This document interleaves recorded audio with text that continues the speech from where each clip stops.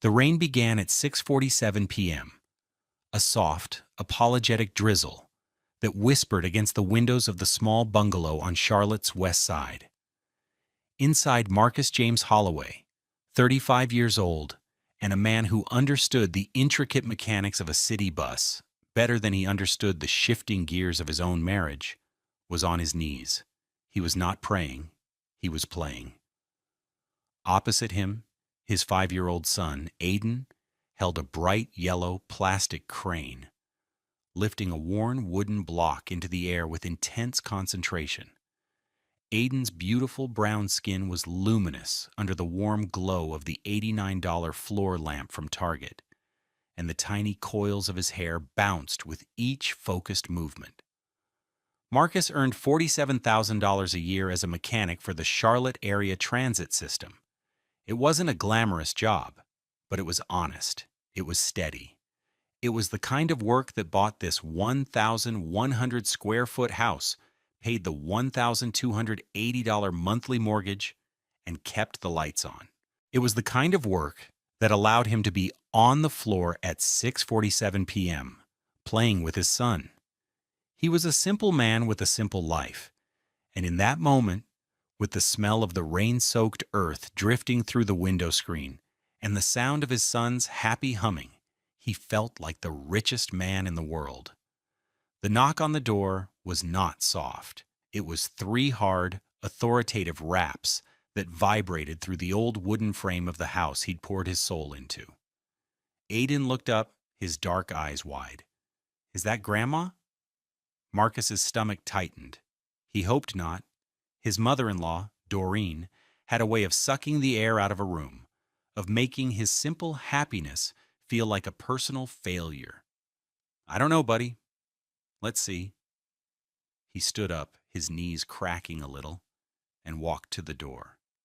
He glanced through the peephole, and the simple peace of his evening shattered into a million pieces. 2 police officers stood on his porch, their blue and white uniforms stark against the gray twilight, rain dripping from the brims of their hats. For a heart-stopping second, he thought something had happened. An accident. A call from the bus depot. Then he saw them, standing just behind the officers, sheltered under a single, massive black umbrella. His wife, Keisha, and her mother, Doreen. Keisha's face was a mask of strained neutrality, her eyes fixed on a point somewhere over his shoulder. But Doreen was smiling. It was a thin, tight smile of pure, unadulterated triumph.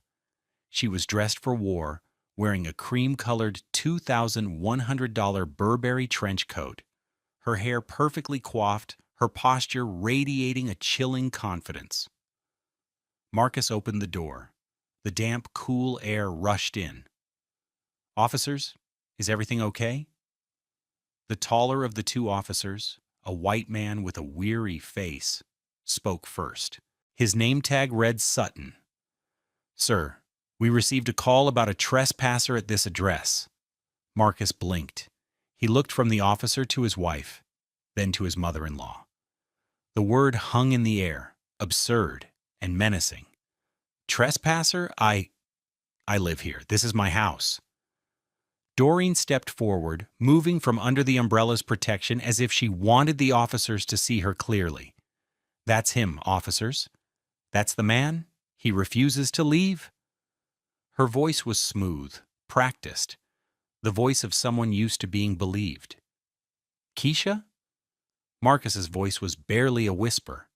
He looked at his wife, the woman he'd loved since they were teenagers, the mother of his child. He was searching for a sign, a flicker of protest, anything to show this was a grotesque misunderstanding. Keisha finally met his gaze. Her deep brown eyes, the ones he'd once gotten lost in, were cold and empty. She gave a tiny, almost imperceptible shake of her head. "He doesn't live here, officer," she said, her voice flat. "He needs to go."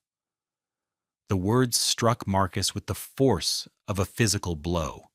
He felt the air leave his lungs. He was 35 years old. He made $47,000 a year, and in the space of a single sentence from his wife, he had been rendered a stranger in his own home, the home he had worked for, bled for, and built a life in. He looked past them, into the dimming light of the street, and felt a profound and devastating powerlessness. He had no idea what was coming, but he could feel the foundations of his world cracking beneath his feet. Do you ever wonder what you would do if the people you trust most turned on you in the blink of an eye? Let us know in the comments what you think Marcus should do next. The house on Oakmont Drive was not just a structure of wood and drywall to Marcus. It was a testament. It was the physical manifestation of a promise he'd made to himself as a young black man growing up in a rented apartment, watching his own father work 2 jobs just to keep their heads above water. His father, a good man with calloused hands and a tired smile, had always told him, "Son, own something. Own the ground you stand on. No one can take that from you." He had no idea how wrong he was. Marcus had saved for 7 years for the down payment. Every overtime shift at the bus depot, every weekend spent doing side jobs, fixing neighbors' cars, every dollar he didn't spend on a fancy coffee or a new pair of sneakers went into a simple savings account. The numbers grew with excruciating slowness, $5,000, then $10,000. He drove a 2005 Honda Civic with 190,000 miles on it, its blue paint faded and peeling, while Keisha leased a new $32,000 Nissan Altima.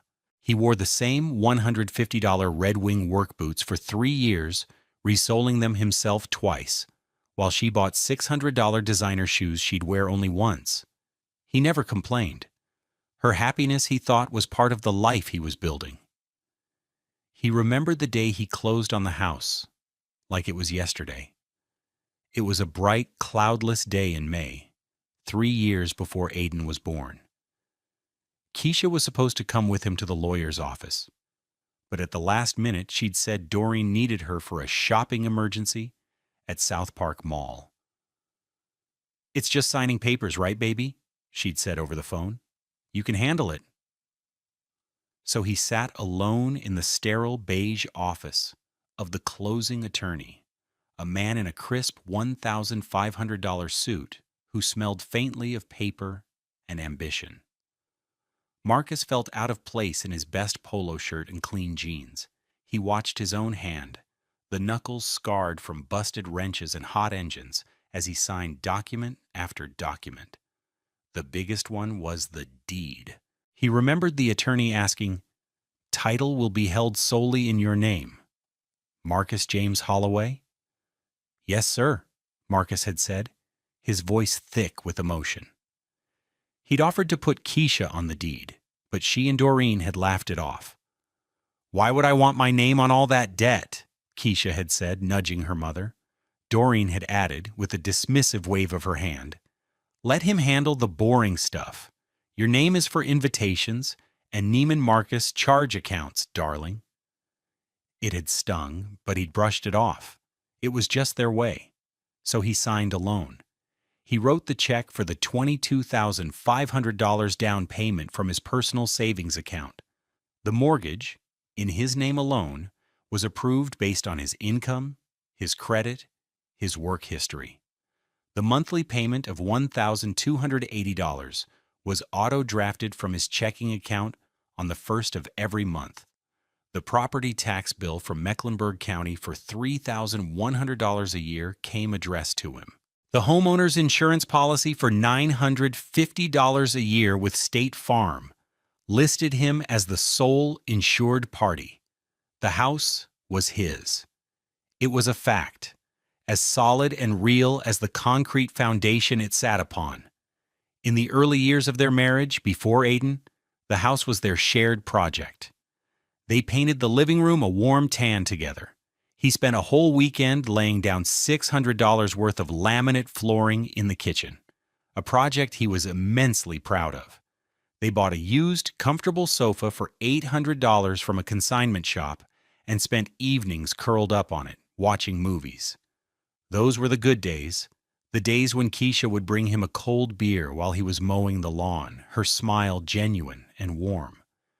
The days when she'd trace the lines on his palms and say, "These hands built us a home." But after Aiden was born, something shifted. Or perhaps it didn't shift so much as it was revealed. Doreen started spending more and more time at the house. Her presence was like a subtle poison, seeping into the floorboards. She came from a different world, or at least she pretended to.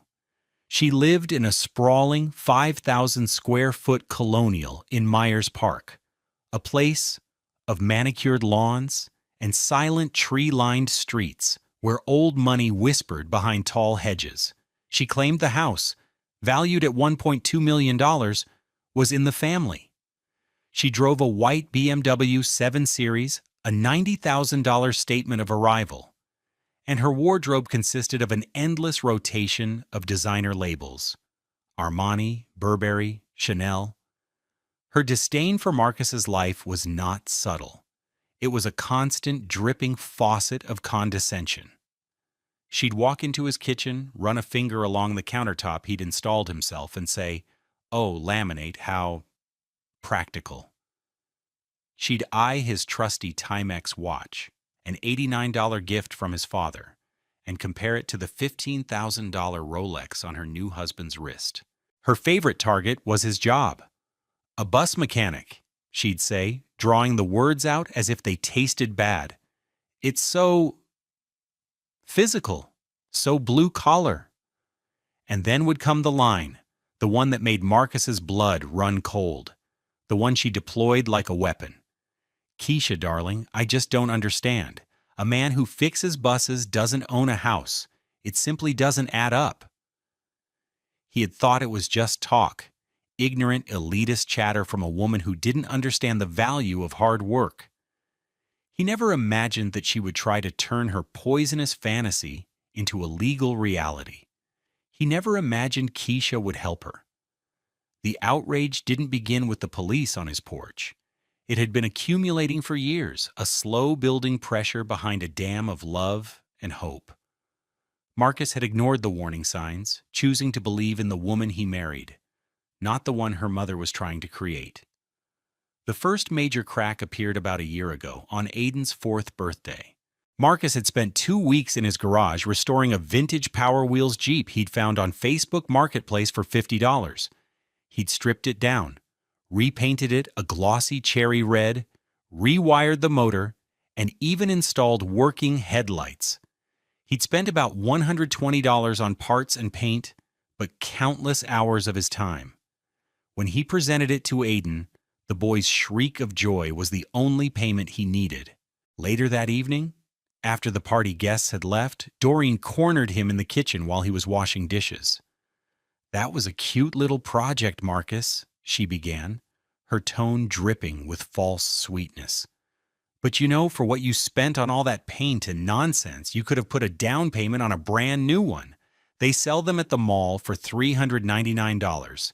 It just seems cheap. Don't you want the best for your son?" "He loves it, Doreen," Marcus said, his hands submerged in the warm, soapy water. "I made it for him. That's what matters." "What matters," she'd replied, her voice dropping to a conspiratorial whisper, "is perception. What will Keisha's friends think when they see her child playing with a secondhand toy? It reflects on her. It reflects on all of us." She then turned to Keisha, who was clearing paper plates from the table. "Don't you agree, darling?" "It's a little embarrassing."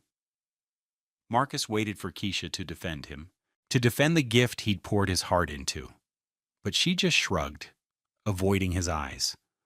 "Mom has a point, Mark. It does look a little homemade." The word homemade was delivered like an insult. The joy of the day curdled in his stomach. He felt a profound sense of loneliness, the sting of being on the outside of an alliance he couldn't penetrate. The humiliations became more frequent, more public. They went out to dinner for Keisha's birthday to a trendy restaurant in South End. Doreen had insisted. When the bill came, a staggering $480 for 4 people, Doreen's new husband, a real estate developer named Richard, had theatrically pulled out a Black American Express card. Marcus had put his own credit card on the table, intending to pay his and Keisha's share, but Doreen had laughed.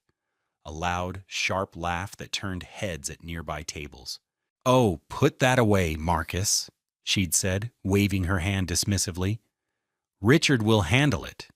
We can't have you maxing out your little credit union card on an appetizer." The table went silent. Richard looked uncomfortable. Keisha stared down at her plate. Marcus felt the heat rise in his cheeks. He slowly retracted his card, the plastic feeling cheap and flimsy in his hand. He looked at Keisha, begging her with his eyes to say something, to tell her mother she was out of line. She just took a sip of her $18 glass of wine and started talking to Richard about the housing market in Ballantyne. In that moment, Marcus wasn't just a husband, he was a prop in Doreen's play, a piece of scenery designed to make her daughter's new, aspiring life look better by comparison. He was the before picture. The final and most cruel betrayal before the police arrived happened just 2 weeks prior. He'd come home from a grueling 12-hour shift, his body aching and his hands stained with grease he couldn't quite scrub away. He was looking forward to a quiet evening, maybe watching a movie with Aiden. He walked in to find Keisha and Doreen in the living room, surrounded by glossy brochures for luxury apartments. "What's all this?" he asked, trying to keep his voice light. Doreen answered, not even bothering to look up. "It's time for Keisha to have a home that reflects her status. We're looking at some places in Uptown. Concierge, rooftop pool, the essentials." "A home? We have a home," Marcus said, the exhaustion draining from him, replaced by a cold dread. Keisha finally looked at him. There was no warmth in her eyes, only a hard, impatient resolve. "Marcus, be realistic. This place, it was a fine starter home. But my career is taking off." Keisha had recently been promoted to an assistant manager at a boutique clothing store, a job that came with a salary of $52,000, and more importantly to Doreen, a significant employee discount. "I can't be bringing clients or colleagues back to this." She gestured around the living room, at the sofa they'd picked out together, at the framed photos of their family, as if it were all garbage. "This is our son's home, Keisha," he said, his voice low and shaking with a fury he was struggling to contain. "Aiden will adapt," Doreen cut in smoothly. "Children are resilient. He'll be much happier with a proper playroom and a swimming pool, instead of a dirt patch you call a backyard." "And what about me?" Marcus asked, his gaze locked on his wife. "Where do I fit into this new life with a concierge?" Keisha stood up, holding a brochure for the VUE, a luxury high-rise where one-bedroom apartments started at $2,500 a month. "That's the thing, Marcus," she said, her voice devoid of any emotion. "We've been thinking, maybe you don't." He stood there in his work clothes, smelling of oil and sweat, a ghost in his own living room. He saw the plan then, clear as day. It wasn't just about a new apartment. It was about a new life, a life that had been meticulously curated by Doreen, a life that had no place for a city bus mechanic. He was the inconvenient, greasy truth in their glossy, fabricated world. And he was about to be deleted. Back on the porch, the rain was coming down harder now, plastering stray strands of Keisha's hair to her cheeks. Officer Sutton's voice pulled Marcus from the mire of his memories. "Sir, Miss," he glanced at Doreen. "Doreen Vance here has presented an affidavit stating that you are a former acquaintance who has been staying here temporarily and are now refusing to vacate the premises." Doreen held up a folded piece of paper, its edges slightly damp. "It's all notarized and legal," she said, her voice ringing with authority. He has no claim to this property. It belongs to my daughter." Marcus felt a strange calm settle over him. It was the same calm that descended when a bus engine seized on the highway, a complex problem that required methodical, emotionless precision. Panic was useless. Rage was a distraction. The only thing that mattered was the truth of the machine. And this house, his house, was a machine whose workings only he truly understood. "Officer," Marcus said, his voice even and low. He made sure to look directly at Officer Sutton, ignoring the two women who were trying to erase him. "That is not true. This is my home. I am Marcus Holloway. The mortgage is in my name. The deed is in my name." Doreen let out that same sharp laugh from the restaurant. "Oh, that's rich. He's a mechanic. He probably doesn't even know what a deed is. Officer, he's lying. He's delusional." The second officer, a younger black man named Evans, shifted his weight. He looked from Doreen's expensive coat to Marcus's worn work pants and grease-stained t-shirt. Marcus could see the flicker of doubt in his eyes, and it was like a knife twisting. This was Doreen's power. She wielded the world's prejudices like a weapon. A woman in a Burberry coat versus a man in work clothes. Who are you going to believe? "Ma'am, sir," Officer Sutton said, his voice a tired monotone. "This is a civil matter. We can't just remove someone from a residence without a court order, especially if there's a dispute over tenancy." "It's not a dispute," Doreen's voice rose, cracking the smooth facade. "It's trespassing. My daughter, the homeowner, wants him gone. Look at him. Does he look like he owns a house?" The insult, so familiar, so practiced, barely registered. Marcus was focused on the procedure. He was thinking about the paperwork. He was thinking about the lawyer's office, the smell of coffee, the weight of the pen in his hand. As the officer stood there, a memory surfaced with perfect clarity. It was the day he signed the papers. He was so proud, so nervous.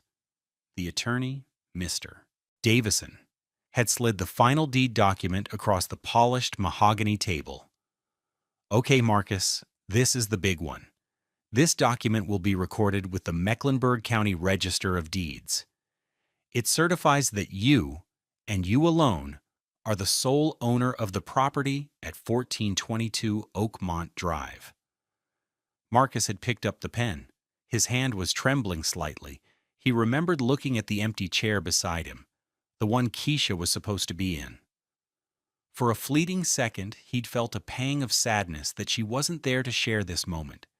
But then, a wave of fierce, undeniable pride washed over him. He had done this.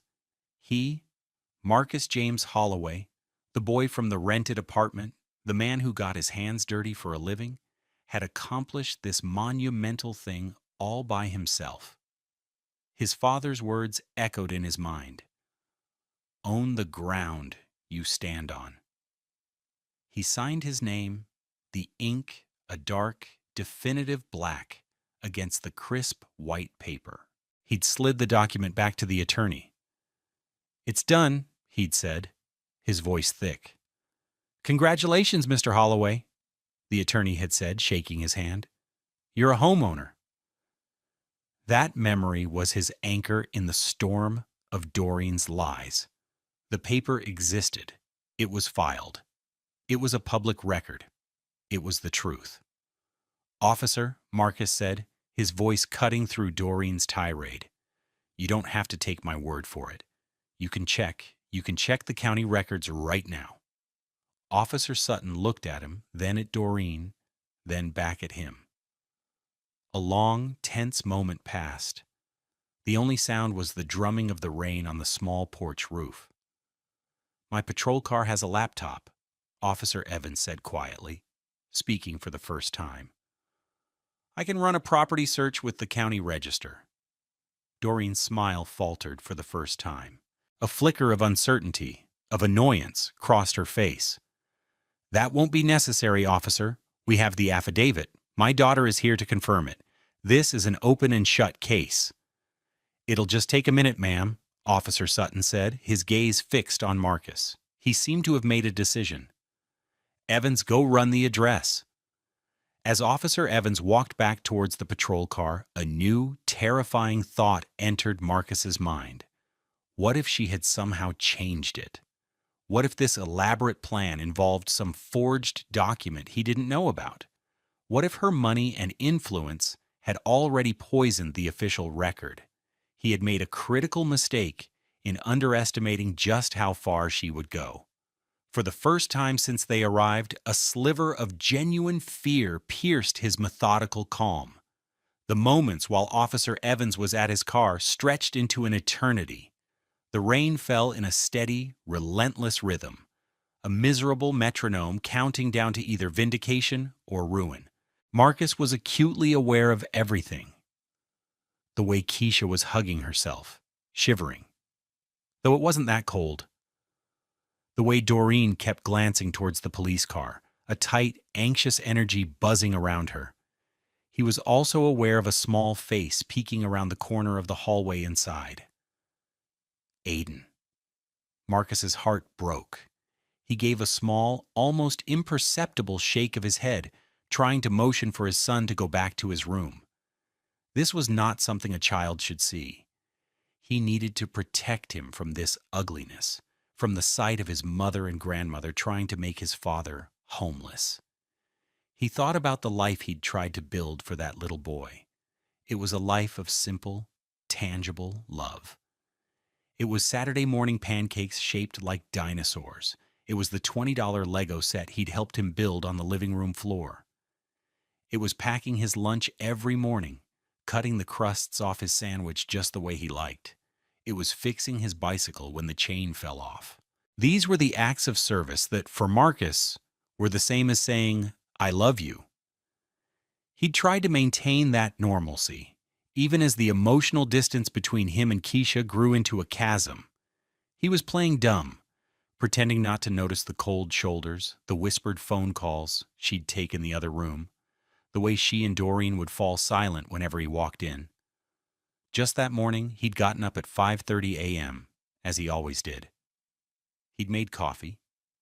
He'd packed Aiden's lunch for daycare, a turkey and cheese sandwich, a bag of apple slices, and a small container of goldfish crackers, a $4 box that lasted all week. He'd tried to start a conversation with Keisha. "Morning," he'd said, placing a mug of coffee on the counter for her. "Sleep okay?" She was scrolling through her phone, her thumb moving in quick, agitated swipes. "Fine," she said without looking up. "Aiden was telling me about a field trip they have coming up. To the Discovery Place. Said he wants me to chaperone." "I'm sure they have enough volunteers," she'd murmured, her attention still glued to the screen. He'd stood there for a moment, the hopeful, normal words dying in his throat. He saw then that she was texting her mother. He saw a fragment of a message before she angled the phone away. "Mush. Tonight, then." He gets home around 6:30. He'd felt a chill go through him, but he'd pushed it down. He told himself he was being paranoid. He told himself it was about something else. He went into the living room and saw a briefcase he didn't recognize near the front door. A sleek, $450 leather case that looked like it belonged to a lawyer. He asked Keisha about it. "Oh, that's Mom's," she'd said quickly. "She left it here last night, full of boring paperwork for Richard's company." It was a lie. He knew it was a lie, but confronting it felt like pulling a pin from a grenade. What would happen to Aiden if it all blew up? So he said nothing.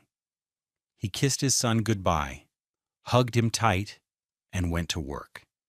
He spent his day replacing the brake lines on a 60-foot articulated bus, his mind a million miles away, replaying the morning's coldness, the secret text, the strange briefcase.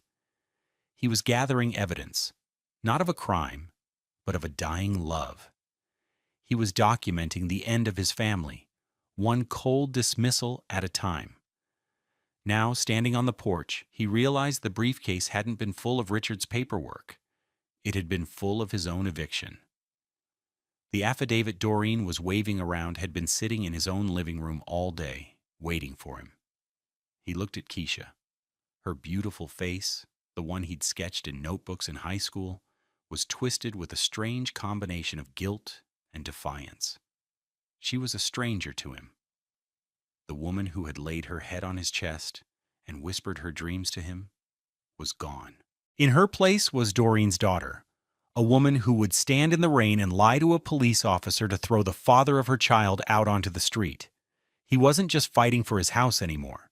He was fighting for the reality of his own life, for every hour of overtime, every skinned knuckle, every quiet act of love that they were now trying to declare null and void. The strategic part of his mind, the mechanic's mind, took over completely.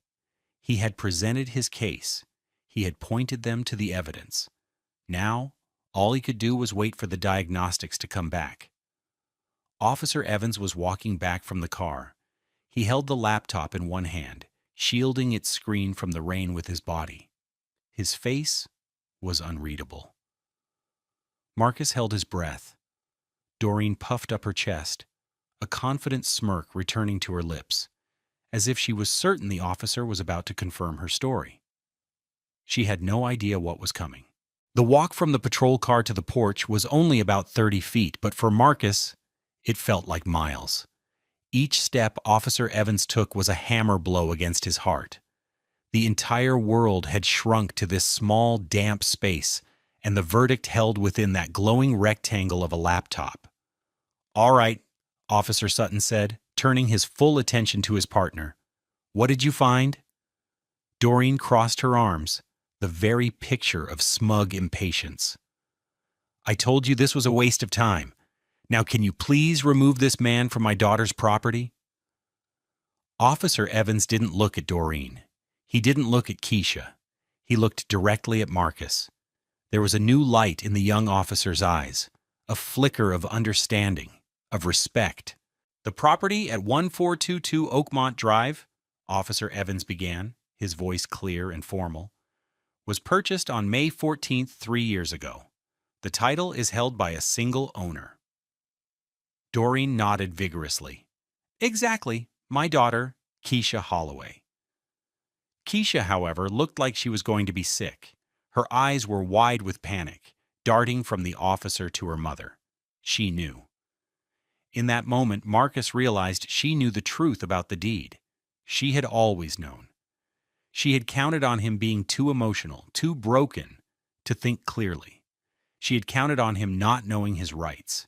She had made a critical mistake. Officer Evans continued, his voice cutting through the tension.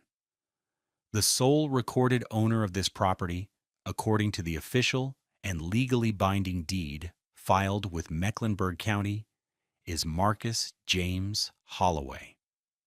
Silence. The rain seemed to get louder, filling the sudden, shocking void. Doreen's smug expression dissolved. It melted from her face, replaced by a slack-jawed confusion. "What?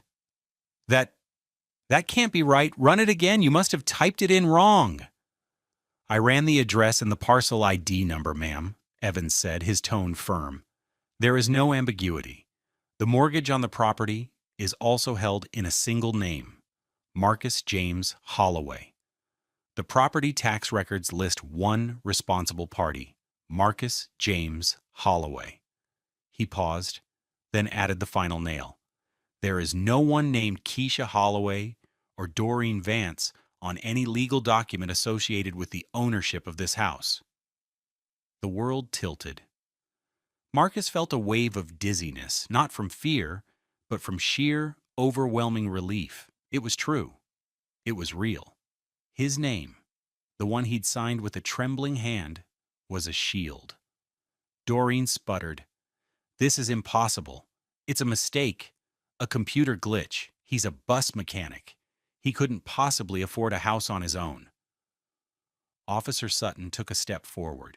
His tired demeanor was gone, replaced by a cold, professional anger. "Ma'am, we are done here. This man is the legal owner of this home. You are the ones who are trespassing." "No!" Doreen shrieked, her voice cracking. Keisha, tell them? Tell them it's your house! All eyes turned to Keisha. She stood frozen, her face pale and ashen under the porch light. The lie she had told so easily just minutes before was now an impossible weight in her throat. She looked at Marcus, and for the first time he saw not anger or indifference, but raw, primal fear. She was trapped. Keisha, Officer Sutton prompted, his voice sharp. Your mother claims this is your house. Your husband claims it's his. The county records back him up 100%. Now I want you to tell me, in your own words, who owns this house. Keisha's mouth opened and closed. No sound came out. She looked at her mother's furious face, then at Marcus's quiet, steady gaze. The entire fabricated world Doreen had built for her was collapsing in real time. He put his name on it, she finally stammered, her voice a thin, reedy whisper. But the money was from us. It was a pathetic, last-ditch lie, and everyone knew it. We can look into that, ma'am, Officer Evans said calmly. Financial investigations are a bit more complex than a deed search, but if you're alleging financial fraud, we can certainly start a file. We'd subpoena all of your bank records, of course, tax returns, pay stubs, everything, to trace where the down payment and every single mortgage payment came from. The color drained completely from Keisha's face. She knew, as well as Marcus did, that every cent had come from his account. An account she had access to, but never contributed to. Doreen, however, was not finished. She was a cornered animal. This is a conspiracy. He's fooled you. I have an affidavit. She waved the damp paper, her hand shaking. It's notarized. Officer Sutton took the paper from her hand. He unfolded it and read it under the dim porch light. He read it for a long time. Then he looked up, his eyes hard as stone. Ma'am, he said to Doreen, this document, which you have presented to me as a legal instrument, contains information that we have just proven to be demonstrably false. You have knowingly and willfully filed a false report. That is a crime. He turned to Keisha. And you, ma'am, by confirming this false report, have made yourself an accessory to that crime. He turned back to Doreen. But this, he said, holding up the affidavit, is much more serious. This is a fraudulent document submitted to law enforcement for the purpose of unlawfully removing a legal resident from his home. It's a felony. The word felony hung in the air, more shocking than any profanity. Officer Evans stepped closer to his partner, his voice low. The 911 call transcript has her identifying herself and claiming an unknown male had broken in and was refusing to leave. It's all on record. Sutton nodded. He looked at Doreen, whose face had gone from rage to a mask of pure, unadulterated horror. She finally understood. She had overplayed her hand so spectacularly that she had destroyed herself. Then, Officer Evans did the one thing that sealed the entire night in Marcus's memory forever. He took a single step towards Doreen. He didn't raise his voice. He didn't make a threat. He simply held up the laptop, which was still glowing with the results of the property search. He turned the screen toward her so she could see for herself, in stark, digital black and white, the name that proved her entire life was a lie. Owner, Marcus James Holloway. Doreen stared at the screen. Her mouth opened, but no sound came out. Her eyes, which had been so full of fire and condescension, were now just wide, empty pools of disbelief. The name on the screen wasn't just a name. It was the demolition of her pride, the end of her power, the irrefutable proof that the man she had dismissed as worthless had more substance, more right, and more power in that moment than she had ever possessed. The man who fixes buses owned the house, and in trying to throw him out, she had just handed him the keys to her own destruction. The aftermath was not a loud explosion, but a swift and silent collapse. The consequences cascaded one after another, each a direct result of the choices made on that rainy porch. The first consequence was immediate. Officer Sutton, his patience utterly exhausted, turned to Doreen. "Ma'am, you are under arrest for filing a false police report." He recited the Miranda rights in a flat, practiced tone as Officer Evans gently but firmly placed her hands behind her back. The click of the handcuffs was a sharp, metallic sound that cut through the night. Doreen, who had built her identity on a foundation of perceived class and superiority, completely fell apart. "No, you can't do this to me," she wailed, the sound ugly and raw. "I'm a respected member of the community. I live in Myers Park. My husband is Richard Vance." The name-dropping was a pathetic reflex, a final grasp at a status that had just evaporated. The officers were unmoved. They led her, stumbling and crying, to the back of the patrol car. The Burberry trench coat, now streaked with rain, looked absurd and out of place as she was folded into the vehicle. The second consequence was for Keisha. She stood alone on the porch, wrapped in a silence that was more damning than any scream. Officer Sutton turned to her. "Ma'am, because you have a child in the house, and because your involvement is, for now, secondary to your mother's, I am not taking you into custody tonight. But do not misunderstand me. This fraudulent affidavit," he held it up again, "is being submitted as evidence to the district attorney's office. They will be in contact. I suggest you find a very good lawyer." He then looked at Marcus. "Sir, this is your home. Do you want her to leave the premises?" It was the question that hung all the power in the balance. Marcus looked at Keisha. Her face was a ruin of tears and makeup. She was looking at him with a desperate, pleading expression he hadn't seen in years. She was his wife. She was Aiden's mother. But she was also a woman who had tried to have him thrown out of his own home. "She can stay the night," Marcus said, his voice hoarse. "On the couch. For Aiden. In the morning she needs to be gone." It was the most grace he could offer, a final, fading echo of the man he had been to her. Keisha just nodded, tears streaming down her face, and walked past him into the house without a word. She didn't go to their bedroom. She went to the $800 used sofa they had bought together and collapsed onto it, sobbing. The third consequence began to unfold the next day. Doreen spent the night in the Mecklenburg County Jail. Her new husband, Richard Vance, was called to post her $1,500 bail. He arrived in his $120,000 Mercedes, his face a thundercloud of fury and public humiliation. The news of the arrest of a prominent Myers Park resident, even for a misdemeanor, traveled fast in those circles.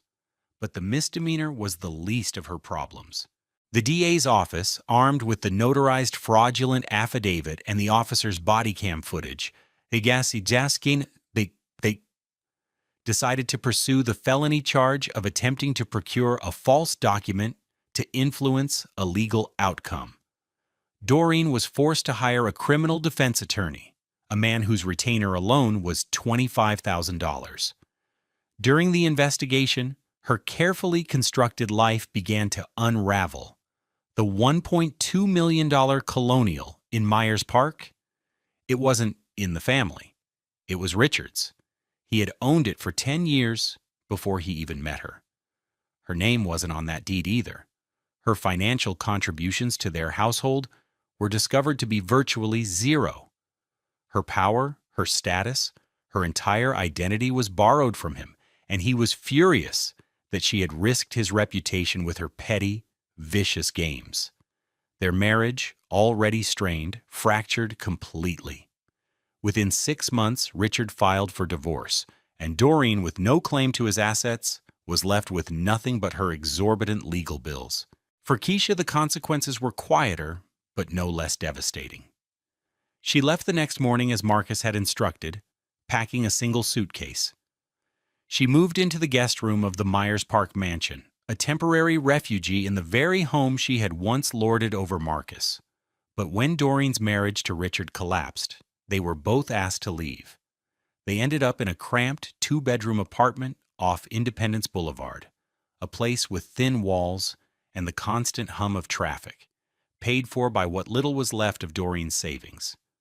The rent was $1,400 a month. Keisha tried to fight for the house in the divorce proceedings that Marcus initiated, claiming marital asset. But his lawyer, a sharp, no-nonsense woman named Ms. Franklin, whom Marcus paid with his savings, easily proved the house was non-marital property. It was purchased by Marcus before the marriage, with his sole funds, and the title was never commingled. Keisha's own lie to the police, "He doesn't live here," was used against her with devastating effect. The judge awarded the house, its equity, and everything in it to Marcus. Keisha walked away with half of the joint checking account, which amounted to $1,832, and her own personal belongings. Her frantic voicemails to Marcus in the days after the incident told their own story. The first was angry. "Marcus, you need to call me. You can't just do this. My mother is a mess." The second was pleading, "Baby, please. I made a mistake, a terrible mistake. She got in my head. We can fix this." The third was desperate. "Marcus, I have nowhere to go. Richard is kicking us out. Please, what about Aiden?" But she had not thought about Aiden when she stood on that porch and tried to make him fatherless. Marcus saved the voicemails, not out of spite, but as a reminder of how quickly the foundation of your life can be washed away, and how vital it is to own the ground you stand on. A year passed. The seasons turned, washing away the memory of that rainy, wretched night. The bungalow on Oakmont Drive was different now. It was calmer, brighter. The spaces once filled with Keisha's expensive, unused things were now filled with Aiden's creations. Towers of Legos stood in the corner of the living room. His colorful drawings, held up by dinosaur magnets, covered the refrigerator. The house felt less like a showroom and more like a home. It was 9 a.m. on a bright Saturday morning. Sunlight streamed through the clean kitchen window, illuminating the dust motes dancing in the air. Out in the driveway, Marcus had the hood of his 2012 Toyota Camry propped open. He stood beside it wearing an old t-shirt and jeans, a familiar grease stain already blossoming on the thigh. Beside him, on a small step stool, stood Aiden. He was 6 now, a little taller, his voice a little deeper, but his eyes held the same bright, curious spark. He wore a miniature version of his dad's blue mechanics overalls, a gift from Marcus for his birthday. "Okay, buddy," Marcus said, pointing into the engine bay. "This right here is the dipstick. That's how we check the car's oil. It's like checking to see if the car is thirsty. You want to pull it out?" Aiden nodded eagerly, his coils bouncing. He reached in with 2 hands and pulled. It was tougher than he expected. "Whoa, it's long." "Yep, now see this cloth?" Marcus handed him a clean rag. "Wipe all the oil off it from top to bottom." Aiden meticulously wiped the metal stick clean. Marcus's heart swelled with a quiet, profound joy. This was it. This was the wealth that mattered. Not a house in Myers Park, not a fancy car, but this. This small, trusting hand, this shared moment of learning, this passing down of simple, useful knowledge. This was the true inheritance. "Okay, now stick it all the way back in and pull it out one more time," Marcus instructed. Aiden did as he was told. He pulled the dipstick out and held it up for inspection. "See these 2 little dots?" Marcus pointed. "The oil should be somewhere between them. Looks like we're perfect. The car's not thirsty today." "Can I do it next time?" Aiden asked, his eyes shining. "You can do it every time," Marcus promised. "This is our job now. We take care of the car, and the car takes us where we need to go." Later that day, While Aiden was playing in the backyard, Marcus got a call from a number he didn't recognize. He answered.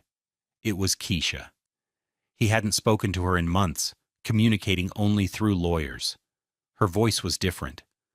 The hard, entitled edge was gone, replaced by something weary and fragile. Marcus, it's me. I'm not calling to ask for anything, she said quickly. I just wanted to... I saw a picture my sister posted of Aiden. He looks so big. He looks happy. He is, Marcus said simply. There was a long pause.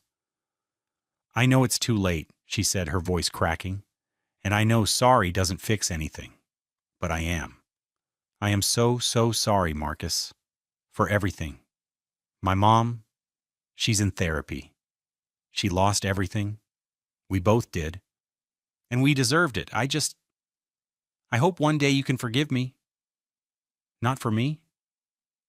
For you. Marcus thought for a moment, looking out the window at his son, who was digging in the dirt with a small shovel, perfectly content. I already have Keisha, he said, and he was surprised to find that it was true. The anger had burned out long ago, leaving behind only a quiet scar. He had forgiven her not to absolve her, but to free himself. I have to go. Take care of yourself. He hung up the phone.